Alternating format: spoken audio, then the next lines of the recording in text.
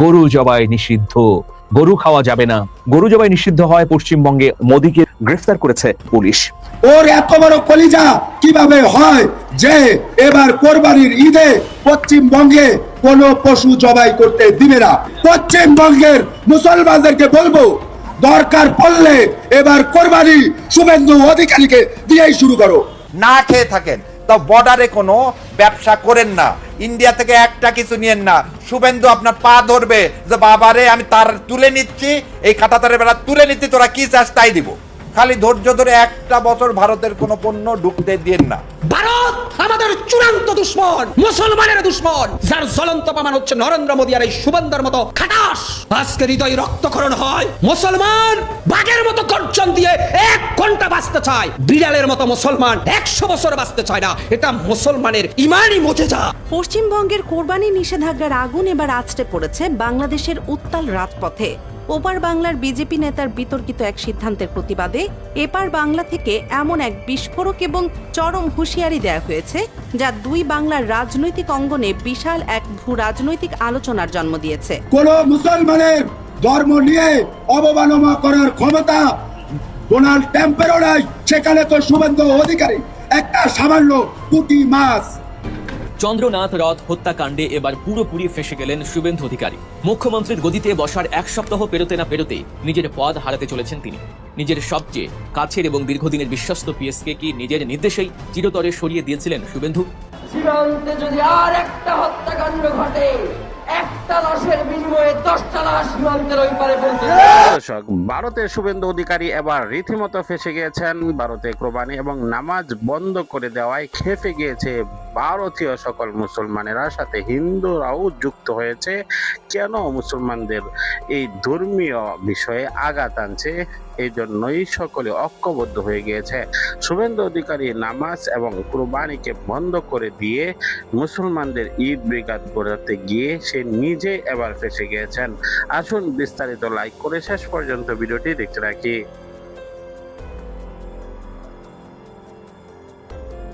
করেন না, ইন্ডিয়া থেকে একটা কিছু নিয়েন না। শুভেন্দু আপনার পা ধরবে যে বাবারে আমি তার তুলে নিচ্ছি, এই কাঁটাতারের বেড়া তুলে নিচ্ছি, তোরা কি চাস তাই দিব।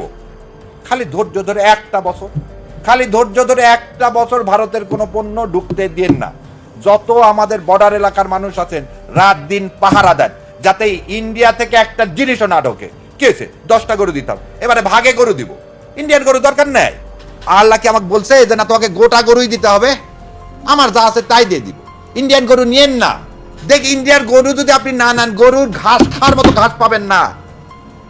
ওদের আম, এটা আম আমাদের এখানে বিক্রি না করলে কোথায় বিক্রি করবে বলেন তো? আমের কোনো কোল্ড স্টোরেজ নেই। পেঁয়াজ আমাদের এখানে বিক্রি না করলে ওদের কোনো কোল্ড স্টোরেজ নাই পেঁয়াজ রাখা।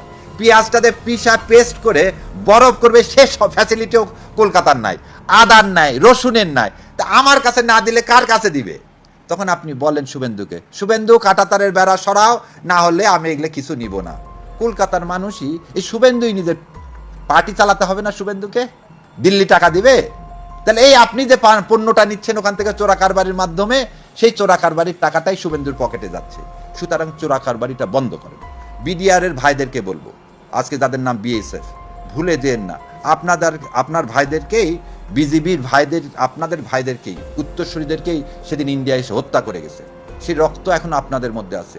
এই রক্তের বদলা নিতে শেখেন। সেই জন্যে ওই চোরা কারবারির টাকা দিলে টাকা নিয়েন না। একটা মশা মাছি পর্যন্ত বর্ডারের এপার আসতে দিয়েন না। আর একটা মানুষ যেটা মারা যায়, আপনি এই দেশকে ভালোবাসেন না? বিজিবি, আপনি এই দেশের সন্তান না? আপনার লাগে না যে আপনার সন্তানকে মেরে ফেলে দিচ্ছে পাখির মতো? সো আপনার বন্দুক আপনাকে কেন দেওয়া হয়েছে? আপনাকে বন্দুক কি কারণে দেওয়া হয়েছে? সো আপনার জবাবটা হবে গুলি না, আপনার জবাব হবে যাতে ওই বর্ডার থেকে একটা জিনিস এপারে না আসে। বাংলাদেশের যে কোম্পানি ইন্ডিয়ার সাথে ব্যবসা করে সে কোম্পানিকে বয়কট করার ডাক দেওয়া হোক। রাজনৈতিকভাবে, সামাজিকভাবে যারা ইন্ডিয়ার সাথে সম্পর্কিত আছে, যারা ইন্ডিয়া থেকে জিনিসপাতি নিয়ে এসে এদেশের মার্কেটকে ইন্ডিয়ার মার্কেটে পরিণত করছে, সেই সব ব্যবসায়িকদেরকে, হাতে গোনা কয়েকজন ব্যবসায়িক, তাদেরকে বয়কট করা হোক। তবে ভাই উপকার করছে, বাংলাদেশের বিরাট একটা উপকার করছে। কিভাবে উপকার করছে জানেন? আপনি যখনই বলবেন জয় শ্রীরাম, তার এগেনস্টে আপনি কি স্লোগান দিবেন বলেন তো? জয় বাংলা, বাংলাদেশ জিন্দাবাদ। জমলো না। আপনি যখন জয় শ্রীরাম বলবেন, তখন যদি আপনি বলেন নারে তাকবীর আল্লাহু আকবার, তাইলে না ভাই লোহাই কাটলো। লোহা দিয়েই তো লোহাকে কাটতে হয়, অন্য কিছু দিয়ে কাটতে পারবেন না। যার জন্য বললাম বিরাট বড় উপকার কইরা দিছে, তাদের ফেসটা আমরা দেখতে পাইছি, ভারতের চেহারাটা তখন দেখতে পাইছি। দেখেন কেমন গিট্টু মাইরা থুয়ে গেছে ডক্টর ইউনূস, এই গিট্টু কেউ খুলতে পারতেছে না। গত 18 মাস ডক্টর ইউনূস যেভাবে সম্পর্ক রাখছে ওদের সঙ্গে, বর্তমান সরকার আইসা মিল মহব্বত করতে পারে নাই। কারণ ওই যে বলতাম না, ওয়ান ওয়ে রোডের মধ্যে ঢুকাই দিছে, ওইখান থেকে ইউ টার্ন নিতে পারবে না, তো ওয়ান ওয়ে রোড। যার জন্য দেখেন এই যে সীমান্তের মধ্যে আমাদের নতুন সরকার আসছে প্রায় 3 মাসের কাছাকাছি, এর মধ্যে 3 জনকে তারা হত্যা করছে এই সীমান্তে। গত পরশুদিন রাত্রে একজনকে হত্যা করছে।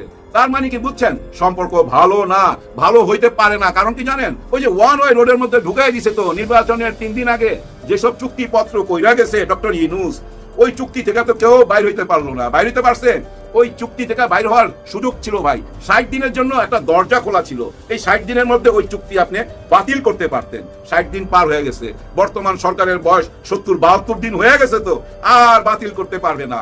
যার জন্য সমস্ত দায়িত্ব এখন ডক্টর ইউনূসের ঘাড়ে। সবাই কিন্তু এখন ওই ডক্টর ইউনূসকে দোষারোপ করতেছে, কিন্তু ওই 60 দিনের সুযোগটা কেন নিলেন না নেওয়াতে কি বোঝা গেল? এখন ডক্টর ইউনূসের বিচার চায়। বাটপার ডক্টর ইউনূস, আপনি এই সরকারের বিরুদ্ধে কথা বলেন না কেন? এখন তো এই সরকার দেশ চালাইতেছে, আমের প্রবলেম হলে সরকার জবাব দিবে। আর ওই চুক্তিটা কেন বাতিল করা হলো না, সরকার জবাব দিবে। সরকার নিয়ে কোনো কথা বলেন না, কারণ ওই যে একটা টেলিফোন করছিল আপনারে, কেমন আছেন আনিস আলমগীর সাহেব, ওই যে পুতু হয়ে গেছেন, এত খুশি হয়ে গেছেন। ভাসুরের নামটা মুখে নিতে এখন লজ্জা লাগে, তাই না? নিশ্চয়ই লজ্জা লাগে, না হলে ভাসুরের নাম কেন আপনি মুখে নেন না? সরকারের নাম মুখে না নিয়া ওই যে সরকার চলে গেছে, সব কিছুর জন্য সে দায়ী। আর বাটপার করে চিল্লান। ওই যে আলী রিয়াজ একজন আছে, সেও নাকি আরো বড় বাটপার, যে কোনো চ্যানেলে যায় ওই একই কথা বলে। শুনতে বিরক্ত হয়ে গেছি, কেন যে ওনাকে ডাকে জানি না। এবার প্রতিবেশী দেশ ভারতের বুকে আতঙ্ক ছড়াতে বাংলাদেশের ক্ষমতার কেন্দ্রবিন্দুতে এমন এক ব্যক্তিকে বসানোর পরিকল্পনা হচ্ছে, যার নাম শোনার পর মোদির রাতের ঘুম হারাম হয়ে গিয়েছে। আজকের সবচাইতে গুরুত্বপূর্ণ খবর হলো, তারেক রহমানের আসন্ন মন্ত্রিসভায় স্বরাষ্ট্রমন্ত্রী পদে লুৎফুজ্জামান বাবরের নাম উঠে এসেছে। তো দর্শক, কেন তারেক রহমান হঠাৎ এমন সিদ্ধান্ত নিচ্ছেন তা জানতে হলে পুরো ভিডিওটি দেখতে থাকুন। সেই সাথে কমেন্ট করে জানিয়ে দিন, আপনি কি চান স্বরাষ্ট্রমন্ত্রী পদে লুৎফুজ্জামান বাবরকে বসানো উচিত? যাই হোক, একটা সময় যাকে ফাঁসির সেলের অন্ধকার প্রকোষ্ঠে আটকে রেখে চিরতরে নিশ্চিহ্ন করার ঝক কষা হয়েছিল, সেই মানুষটি আজ ফিরে আসছেন দুর্দান্ত প্রতাপে। এটি হলো সরাসরি দিল্লির আধিপত্যের বুকে এক প্রলয়ঙ্কারী আঘাত। প্রধানমন্ত্রী তারেক রহমানের আসন্ন মন্ত্রিসভায় স্বরাষ্ট্রমন্ত্রী পদে লুৎফুজ্জামান বাবরের অন্তর্ভুক্তির এই প্রবল সম্ভাবনার কথা উঠে এসেছে। স্বরাষ্ট্রমন্ত্রী পদে লুৎফুজ্জামান বাবরের নাম রাজনীতির ময়দানে রীতিমতো এক ভূমিকম্পের জন্ম দিয়েছে। বিশেষ করে স্বরাষ্ট্র মন্ত্রণালয়ের মতো স্পর্শকাতর আর সর্বোচ্চ ক্ষমতার কেন্দ্রবিন্দুতে তার পদচারণার কথা ভারতের বুকে রীতিমতো কাঁপন ধরিয়ে দিয়েছে। 2013 সালের 18 নভেম্বর চরম বিতর্কিত 10ম জাতীয় সংসদ নির্বাচনকে সামনে রেখে তৎকালীন প্রধানমন্ত্রী শেখ হাসিনা 66 সদস্যের এক বিশাল সরকার গঠন করেছিলেন। স্বাধীন বাংলাদেশের ইতিহাসে আকারের দিক থেকে সেটি ছিল সবচেয়ে বড় মন্ত্রিসভা। তবে এবার সেই পুরনো রেকর্ড ভাঙার দ্বার প্রান্তে বর্তমান সরকার। ক্ষমতায় শোনা যাচ্ছে এক বিশাল রদবদলের পদধ্বনি।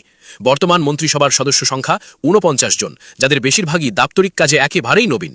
এই অনভিজ্ঞতার কারণে সরকারের দৈনন্দিন কার্যক্রমে আমলাতান্ত্রিক জটিলতার যে দুর্ভেদ্য দেয়াল তৈরি হয়েছে তা ভাঙতেই এবার তারেক রহমান এক সুদূর প্রসারী মেগা প্ল্যান হাতে নিয়েছেন। তবে দেশের রাজনৈতিক হিসেব নিকাশকে ম্লান করে দিয়ে পুরো দেশের নজর এখন আটকে আছে নেত্রকোনা 4-এর সংসদ সদস্য লুৎফুজ্জামান বাবরের দিকে। দেশের আইন শৃঙ্খলা পরিস্থিতির আমূল উন্নতি এবং প্রশাসনকে শক্ত হাতে নিয়ন্ত্রণ করার জন্য বাবরকে স্বরাষ্ট্র মন্ত্রণালয়ে ফিরিয়ে আনার বিষয়টি এখন আর কোনো সাধারণ গুঞ্জন নয়, এটি একটি বজ্রপাত। 2001 সালে খালেদা জিয়ার নেতৃত্বাধীন সরকারে স্বরাষ্ট্র প্রতিমন্ত্রী হিসেবে দায়িত্ব গ্রহণ করার পর তিনি যেভাবে প্রশাসনকে নিজের হাতের মুঠোয় নিয়েছিলেন তা আজও রাজনৈতিক মহলে এক বিস্ময়। পুলিশ, গোয়েন্দা এবং পুরো রাষ্ট্রযন্ত্র চলত তার কড়া নির্দেশনায়। আর ঠিক এ কারণেই বাবরকে স্বরাষ্ট্র মন্ত্রণালয়ের দায়িত্ব দেওয়ার সম্ভাব্য বিষয়টি নয়াদিল্লির জন্য এক সাক্ষাৎ যমদূতের বার্তার মতো। লুৎফুজ্জামান বাবর ভারতের কাছে কখনোই কোনো সাধারণ বিরোধী দলীয় নেতা নন, তিনি ছিলেন তাদের সবচেয়ে বড় ত্রাস। এর পেছনে মূল কারণ খুঁজতে গেলে ফিরে যেতে হবে 2004 সালের সেই শ্বাসরুদ্ধকর ইতিহাসে। ওই বছরের এপ্রিলে চট্টগ্রামের CUFL ঘাটে ধরা পড়া বিপুল পরিমাণ অত্যাধুনিক অস্ত্রের চালানটি মূলত ভারতের বিচ্ছিন্নতাবাদী সংগঠন উলফার জন্য নিয়ে আসা হচ্ছিল বলে ভারতীয় গোয়েন্দাদের দাবি। সেই চালানে থাকা হাজার হাজার অ্যাসল্ট রাইফেল, রকেট লঞ্চার। প্রিয় দর্শক, শুভেন্দু অধিকারীর বিষয়টি আপনারা দেখলেন, অবশ্যই বুঝতে পেরেছেন ভিডিওটি গুরুত্বপূর্ণ। ভারতের শুভেন্দু অধিকারী সর্বদাই মাথা নাড়াচাড়া করে, অবশ্যই সে নিজের জালে নিজেই ফেসে যায়। এবং শুধু শুভেন্দু অধিকারীর কিছু বক্তব্য আমরা দেখেছি যা সামাজিক যোগাযোগ মাধ্যমে একেবারে প্রকাশ হওয়ার সাথে সাথে ভারতীয়রাই তাদেরকে গণদোলাই দিচ্ছে। এজন্য সেটাকে আমরা এতটুকু গুরুত্ব দেই না, কেননা সে হলো, আমরা মনে করি, একরকম পাগল। প্রিয় দর্শক, আপনার মতামতটি কমেন্ট বক্সে জানাবেন, ভিডিওটি শেয়ার করে ছড়িয়ে দিবেন। দেখা হচ্ছে পরবর্তী ভিডিওতে। ভালো থাকুন, সুস্থ থাকুন। আসসালামু আলাইকুম ওয়া রাহমাতুল্লাহ।